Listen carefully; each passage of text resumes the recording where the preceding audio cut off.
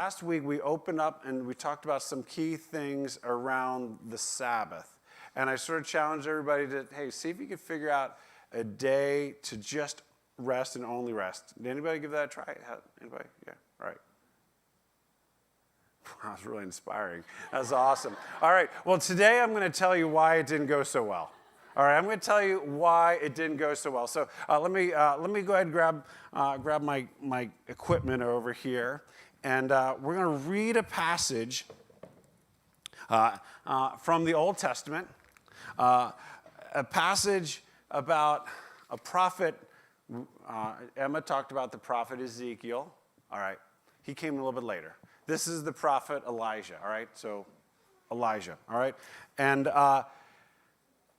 this is kind of a rough day for Elijah, and I'll give you the backdrop of it in a few moments. Let's see how Elijah is doing. Elijah served in a time where Ahab was the king and his wife was Jezebel. Anytime you hear the name Jezebel, it tends to be not a good thing, right? All right, so everything's bad because Jezebel's hanging around and so is Ahab, right? All right, so now, all right, starting in verse 1, chapter 19. Now Ahab told Jezebel everything Elijah had done and how he'd killed all the prophets, these are the bad prophets, with the sword. So Jezebel sent a message to Elijah to say, may the gods deal with me, be it ever so severely, if by this time tomorrow I do not make your life like that of one of them. All right, she says, I am going to kill you, Elijah. So Elijah was afraid and ran for his life. When he came to Beersheba in Judah, he left his servant there while he himself went a day's journey into the wilderness. He came to a broom bush, sat down under it, and prayed that he might die. I've had enough, Lord, he said. Take my life. I'm no better than my ancestors. Then he lay down under the bush and fell asleep. All at once an angel touched him and said, get up and eat. He looked around, and there by his head was some bread baked over hot coals and a jar of water. He ate and drank and then lay down again. The angel of the Lord came back a second time and touched him and said, get up and eat, for the journey is too much for you.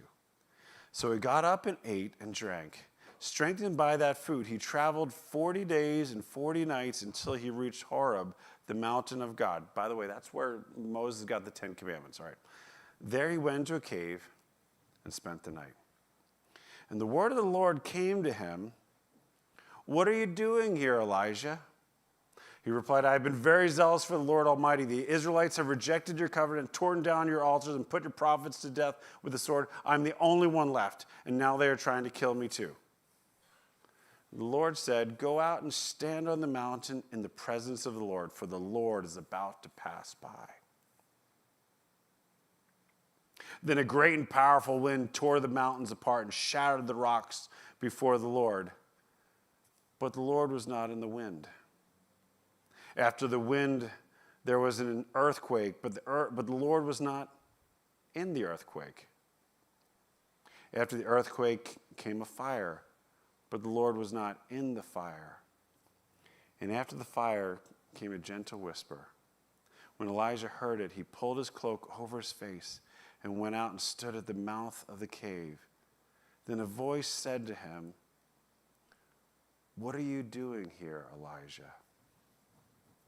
He replied, I've been very zealous for the Lord Almighty. The Israelites have rejected your covenant, torn down your altars, and put your prophets to death with the sword. I'm the only one left, and now they're trying to kill me too. The Lord said to him, go back the way you came and go to the desert of Damascus. When you get there, anoint Hazael king over Aram. Also anoint Jehu, son of Nimshi, king over Israel. Anoint Elisha, son of Shaphat from Abed-Meholah, to succeed you as prophet. Jehu will put to death any who escape the sword of Hazael, and Elijah will put to death any who escape the sword of Jehu. And yet I reserve 7,000 in Israel, all whose knees have not bowed down to Baal and whose mouths have not kissed him. Oh, there's a lot there, and we'll get to at least most of it. All right? Elijah is really tired.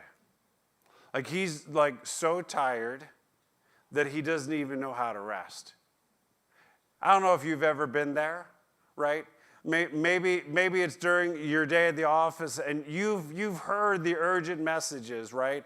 That sitting is the new consumption of battery acid, right? And so you know it's time to take a break. And yet you could go out and take a walk, you can go down to the water cooler, you can go talk to somebody else. But you said, you know what? Let me just check my news feed because that always makes me feel better. Or I know it, I'll check what's going on Facebook. Right? And so instead of like getting up, moving around, and doing what you know you need to do, you actually do the very thing that actually doesn't make you feel better, it makes you feel worse, right? Or maybe it's at the end of the night, and you know that you should go to bed, but that burdensome thing of having to get up, go to the bathroom on the way to bed, kind of makes you decide, well, let me just keep doom scrolling just a little bit longer and see if there's something more interesting if I swipe down a little bit further. Or maybe you're more artful and you say, well, sorting through Netflix is actually quite restful for me, so I will stay here. Have you ever just been too tired to go to bed? It's an important thing to say because when you're too tired to go to bed, and when you're too tired to rest is usually the sign that you are on the way to burnout. That's exactly where Elijah is. The guy's burned out. Now, burnout can be a lot of things. It's not depression. It could be on its way to depression. And depression often begins involving physiological things that often require medical care. Burnout can mean all sorts of things. You see it in Elijah. He doesn't actually understand what's true. He keeps saying,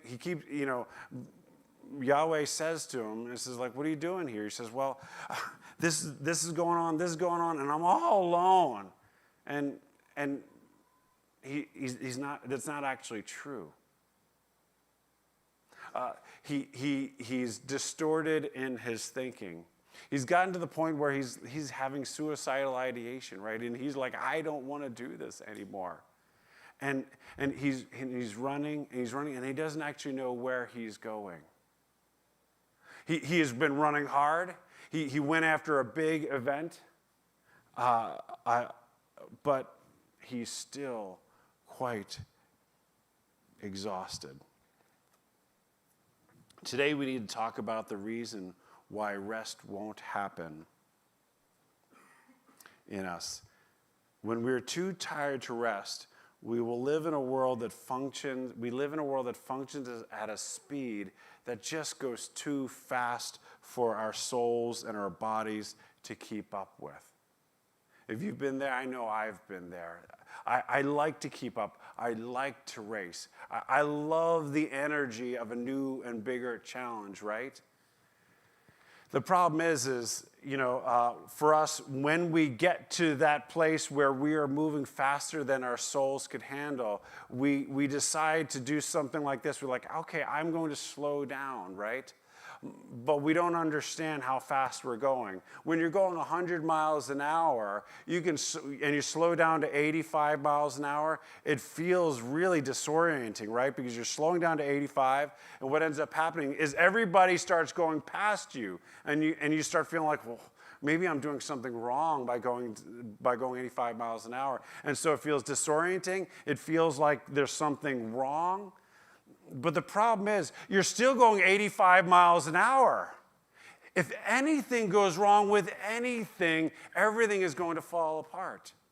And last week, one of the things I laid the groundwork on is our culture continues to go 100 miles an hour. And even if we decide to go just a little bit slower than them, we're still going 85 miles an hour. Therefore, we are demanding that the universe continue to give us straight, flat roads without anything wrong, nobody in front of us, nothing is a pothole. We demand everything to go right because everything has to go right in our lives if we are not going to get ourselves into an accident. And it becomes a difficult burden to put upon the world. And we put ourselves in a dangerous position when we're constantly going that fast. So let me tell you a little bit of the background of what happened with Elijah. So Elijah didn't just get here overnight.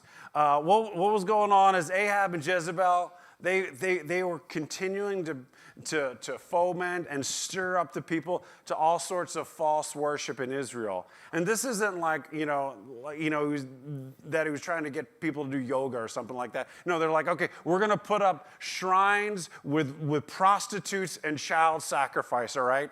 And so you can do your Yahweh thing, but Jezebel and Ahab, they're putting up all these sorts of places throughout Israel where these awful things are going to happen, right? To go to one of these places is to engage with a prostitute, maybe even sacrifice something real. These are the sorts of things that false worship was all about. And God's like, no, all right, we're going to shut this thing down. In fact, I'm shutting down water in Israel for at least for a couple of years. And that's exactly what happens. Everything dries up. Elijah goes off, and God takes good care of him. And at some point in time, God says, all right, go back and present yourself to Ahab, and I'll make it rain again. Elijah comes back to Ahab and says, I've got an idea. Let's find out who the true God is. He says, you gather all your prophets of Baal. And we're gonna set up in a big field here, all right? We're gonna set up in a big field. You get all the prophets of Baal, and what we're gonna do is we're each going to make a sacrifice and see which God will put fire on the sacrifice. So 450 prophets of Baal, they come, they assemble an altar, they make a sacrifice of a bull, they put it on there, and they start in the morning, and they start calling out to their God. They said, send fire, send fire, send fire. And around lunchtime, Elijah starts mocking him and says, well, maybe Baal's like, kind of like in the restroom or something like that. Maybe you should shout louder. And so Elijah starts mocking them, and it's like nothing's happening, right? And so then Elijah starts putting together his altar. He puts together an altar, puts a bull on top of the altar, and then he goes and says, hey, give me a couple barrels of water. And so they put a couple barrels of precious water, right? Because it hasn't started raining. They put a couple barrels of precious water onto the altar. And he digs a big trench around the altar. He says, do it again. And then he says, do it again. All right, and so now this altar is soaked with water. So it's not going to be a kind of like slip a match in there and light this thing up, right? It's soaked with water, and the trench is full. And he says, Lord, will you show everybody in Israel who the true God is? And boom, fire comes down, blows up that altar, consumes all the water in the trenches. And then Elijah says, all right, we're done with you prophets. The next thing you know, all those prophets are slaughtered, and the whole thing is a total event, right? And that's when we come to the next day, and Ahab and Jezebel in particular is ticked. And she says, all right, I'm going to kill you, Elijah. And think about this. God showed up for Elijah in a big way. We'll just call it on Tuesday. Tuesday, the fire comes down in front of the entire nation of Israel, shows who God is. The next day, Jezebel says, all right, I'm going to kill Elijah. And Elijah's like, oh, no.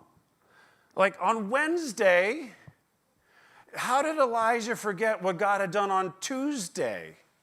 To the point where Elijah's like, all right, I'm ready to die. Like, what just happened? Like, Tuesday was a really, really good day, Elijah. Don't you remember that? God answered your prayers. And now, a day later, you're done. These are the kinds of things that happen when we are cooked. These are the things that happen when we are exhausted. These are the things that happen if we allow ourselves to be too tired to rest for too long of a time. So I can't cover everything in this passage, but I want to show us 3 ways that God helps us when we're too tired to rest. And if we'll see these things for ourselves, maybe we will allow ourselves some grace that Elijah couldn't find for himself, and protect ourselves and be able to maybe even move forward in living well-rested lives. Remember, the vision of the series is that the people of God should be the most well-rested people in the world. And we could do this. But let's see how God meets him, all right? The first thing that happens is Elijah's on the run. He sits down under the broom bush or the broom tree. I don't know what that is. It might be an interesting thing to look up. But he collapses. He falls asleep after praying, God, would you end my life? And so there comes the next thing you know, there's the angel. Is the angel going to end his life? No. He wakes up Elijah and he says, Elijah, stop thinking dumb thoughts. Stop being so depressive. He doesn't do that. He says, why don't you have a meal, buddy? And he attends to his physical needs. This is the first thing he does. He attends to his physical needs. A lot of us, when we get tired, we start feeling guilty because once we start getting tired, we start making worse decisions, and then we decide we need to make up for those bad decisions, and we continue to compound the problem by continuing to push our way through our weariness, right? And because we're like, if I wouldn't have made that mistake, then this wouldn't have happened, so I need to make up for this, and that's not what the angel does or God does with Elijah at all. And remember, Elijah, he is so lost it regarding reality, and God doesn't even deal with that. Later, when he gets to Sinai, he will still be out there. He literally wants to end his life. He has forgotten what happened on Tuesday, on Wednesday, and the angel isn't there to correct him. He just says, bro, have some food. Give yourself a drink. Go back to sleep. Finish your nap. For some of us, we need to simply believe that God loves us enough to allow us to nap. We need to believe that God loves us enough that it's okay to get a lower grade in a class. That he loves us enough to allow us to get enough sleep, to eat healthy. He loves us enough to allow us to get less done. Maybe to live with a little bit more disorder, a few more weeds in the garden, and even a few more pounds on our body. It's okay. God loves us enough to allow us to get some sleep, get some rest. The temptation, though, for us is to get that nap, to feel just a little bit better, and get back out running at 100 miles an hour, like, oh, I'll do it at only 85 now. And to catch up with everybody else. That's not what the angel says. Is like, go back to sleep, Elijah. And then he wakes him up, and he doesn't correct him then. He's like, no, you still need some food. You still need something to drink because the journey is too much for you. God needs to do something. He needs to do something a little bit further with Elijah. And this is the second thing he does for Elijah. What he does is he locates Elijah. Now, what do I mean by this? Later, when he gets to Sinai, the first thing he says to Elijah is this: what are you doing here? What are you doing here? Now, God knew exactly why he was there. He knew exactly what was going on in his heart and his mind. But what he's trying to do is he's trying to jog Elijah to say, what am I doing here? He's trying to get that question in front of him. It's very similar to what God did with Adam and Eve in the garden. Remember when Adam and Eve ruined the world? And God came walking into the garden looking for them. He didn't say, what the heck did you guys... He didn't come yelling and screaming. He didn't come blowing up and like literally... He didn't say you ruined everything. He said, where are you? I heard this one little leadership aphorism, like people summarize leadership different ways. It was during the pandemic, and somebody said leadership is knowing where you are, knowing where you're going, and how to get there.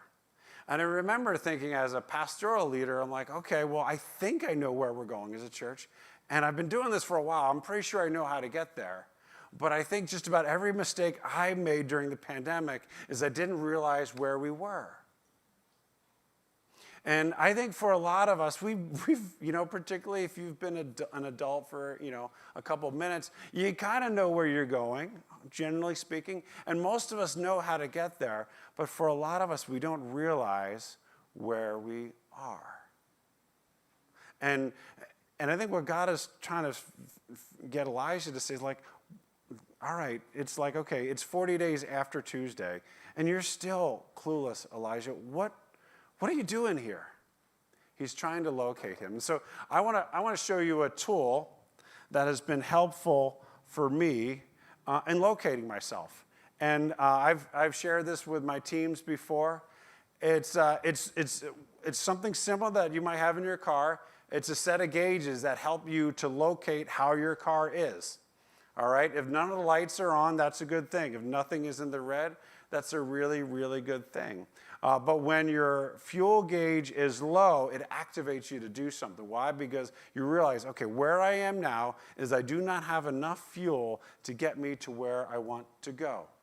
And so this simple little tool, and you can, if you have your book, maybe if you got a book like this, you can locate yourself right now. I'm going to walk you through 5 different gauges in your life that could help you locate yourself and say, okay, I am living life at a sustainable pace. I know I am doing what needs me to, I'm doing what needs to happen for this car to run well, this body that God has given me, all right? So there's a little acronym for it. It's RPMs, RPEMS, all right? RPMs. I'm mixing it a little bit up. So how are your RPMs? How are you doing relationally? Okay, relationally means that I have life-giving people in my life. And I have people who encourage me, who are checking in on me, who know the story of my life, that if I did something and I felt really bad about, I could confess that to that person. If you have the right people in your life, you can score yourself higher. If you have relational pain in your life, or if you have loss, you're going to bring that dial back. Why? Because when it comes to relationships, man, you're feeling a sense of loss. You're missing out on something or someone, or as you think about your relationships, it's agitating pain. This isn't a grade. Okay? This is just figuring out where you are. Do you have the right people in your life? When it comes to relationships, is it an asset for you or is it a liability? Where would you put it? Are you full or are you empty? All right. That's the relational gauge. How about the physical gauge, right? You sleeping well? Are you sleeping enough? Is your fitness level going in the right direction? How are your eating habits? All right, if those are doing well, you're gonna start putting that thing closer to full. Your tank might be a little bit more empty if you were dealing with an injury, or sickness, or chronic sickness, or demanding circumstances. Some people, based upon their physiology, they're only going to be able to, they're never going to see that dial get above 50%. Why? Because they just have limited physical capacity.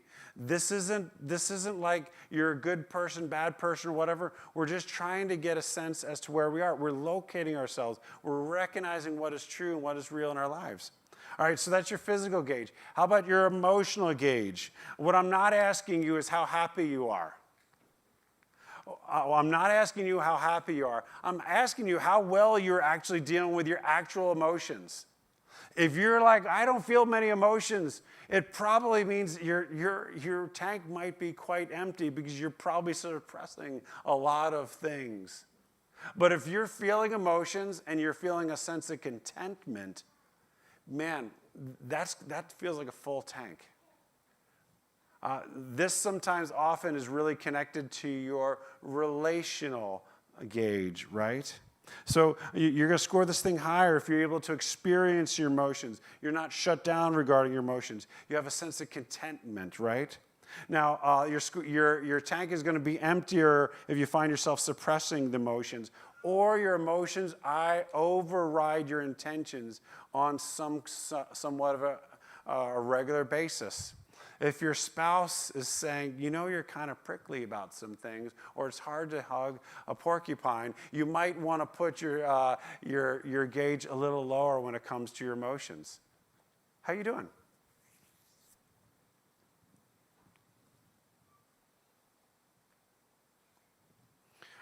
Mentally, are your thoughts positive, constructive? Do you have creative thoughts about what you can control? Are you thinking about the things that are local to you? If that's the case, your mindset is focused in on the things you can control, and you're bringing positive, constructive solutions for that.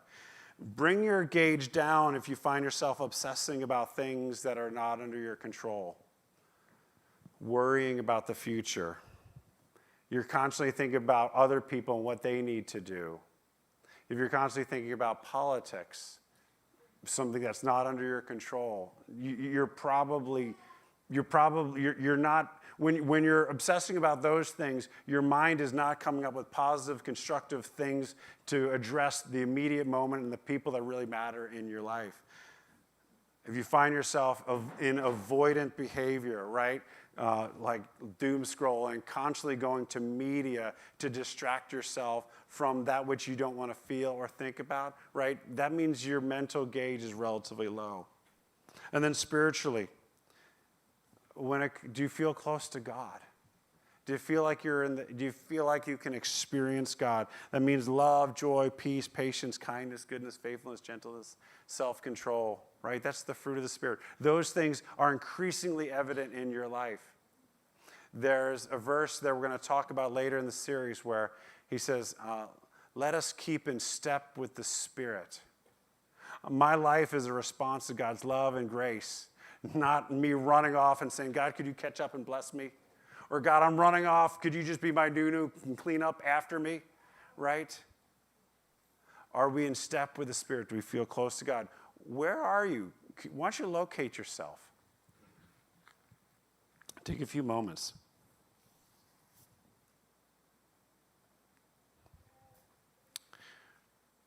Remember, this is not a report card. We want to just ask the question, where are you?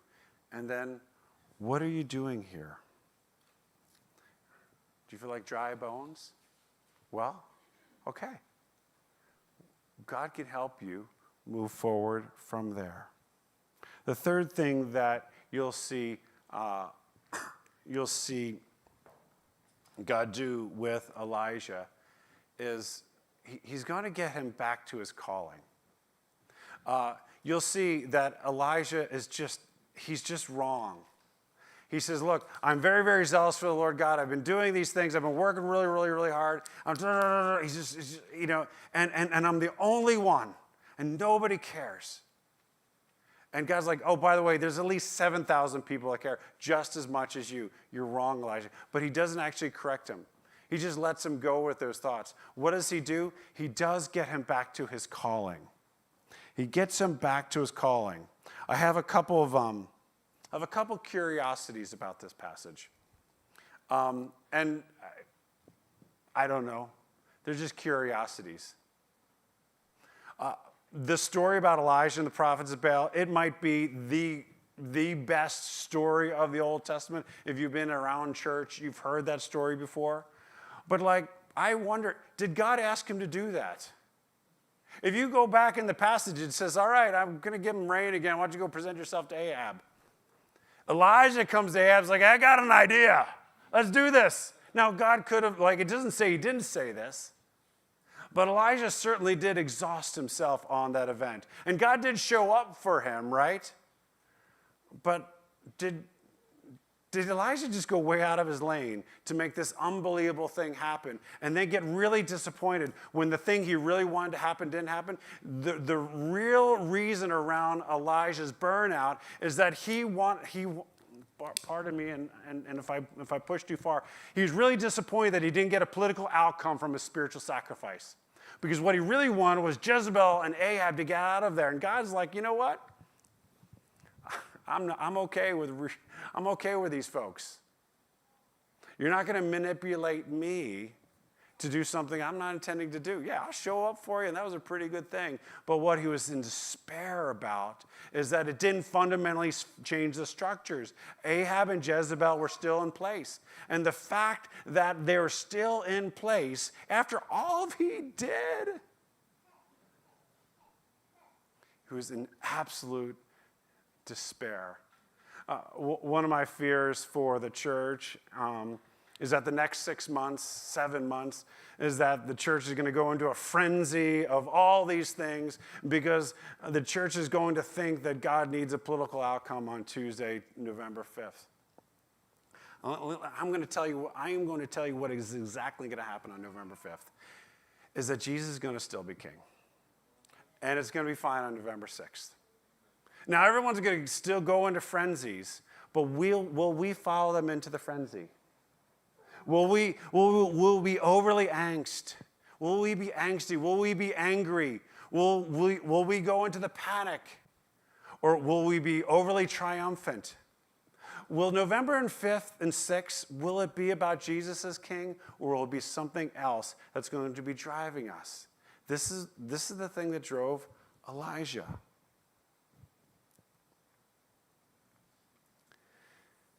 Well, God comes to Elijah and says, look, can you get back to your calling? If you get back to your calling, you're going to be able to rest. Along the way in my own life, this has been an issue. I'm like, I feel like God's called me to do this, but I'm like, well, what if we did this, right? And I go after this, and next thing you know, I'm exhausted. I'm like, God, what's wrong? Like, dude, it's just, stay in your lane, bro. Stay in your lane. The psalmist, Psalm 131 says this. He says, my heart is not proud, Lord. You hear the pride? My heart is not proud. My eyes are not haughty. I do not concern myself with great matters or things too wonderful for me.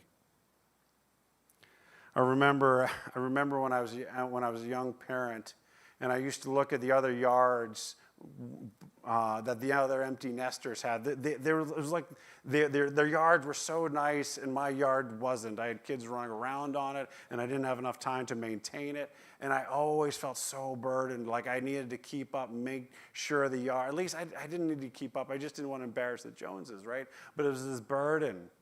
And like over time, I just got to give me grace. Like, look, I've not called you to keep up with that guy who's got way too much time on his hands, right? Just cut the grass once every 2 weeks. Just, rest in that. I have strong political opinions that exhaust me. And here's the thing. They literally have zero value, right? Relative to what this offers, my opinions really don't. Do I have a degree in public policy? Do I have a poli-sci degree? No, I've got thoughts that I've put together as I've sifted through the two twisted ecosystems and all their thoughts, right? And all it's going to do is going to inform my one vote. But here I go, I need to be really careful over the next 6-7 months. Am I going to go outside of my lane and think about things that I really can't control? Or am I going to kind of focus in on what really matters? It's our pride that takes us out of our lane sometimes. The Apostle Paul said this. He says, we will not boast beyond proper limits, but will confine our boasting to the sphere of service God himself has assigned to us, a sphere that includes to you. What this means is that you and I, Paul was given a specific sphere. This is your job. Do this. Stay right here.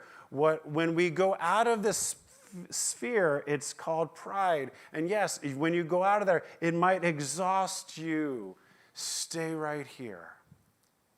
Your calling, yes, every one of us has jobs, we have school, and we have responsibilities here and there, but fundamentally, 10 Commandments says, your job is to rest one day a week and to enjoy the life that God has given you.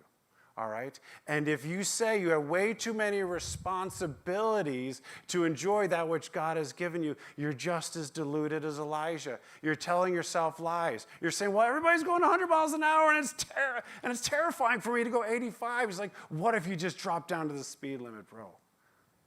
What if you lived within the sphere of the life that God has called you to? And what if you learn to enjoy your life?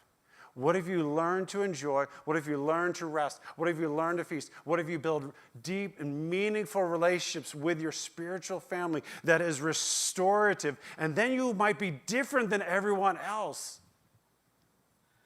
I believe that this is the fundamental thing the church needs to learn. Figure out how to stay in our lane, find rest, enjoy our lives, and be a genuine light in a dark and hurting world that thinks it needs to go 100 miles an hour because look at everyone else's yard. Look at everyone else's kids. Look, that person's getting married. This person is, everybody else is going 100 miles an hour. And it's tempting for us to think we need to do the very same thing. What if the calling of God was given to us to simply cease, to rest, to feast, to embrace? With this, we're going to do something on May 5th. I want you to put it on your calendar. We're going to end our series with sort of a bang, or we're going to call it our 938 Family Feast. We're going to have a simple potluck in the different neighborhoods in our church, and it's just going to be an opportunity for us to celebrate, rest, enjoy the life given to us, and step into this for ourselves. And so it's just going to be all it is going to be dinner, and everyone's going to bring something. It's the simplest thing ever, but it's an opportunity for us to practice a little bit of what we preach, to enjoy the physical rest that God gives us, to locate ourselves in a sense of community, and to step into our calling to enjoy the life He's given us. This has been a lot. Thanks for hanging. Next week, we're going to start talking a little bit about more than how. If you find yourself too tired to rest, why don't you take a nap today? Have a good meal. Why don't you stand and we'll pray.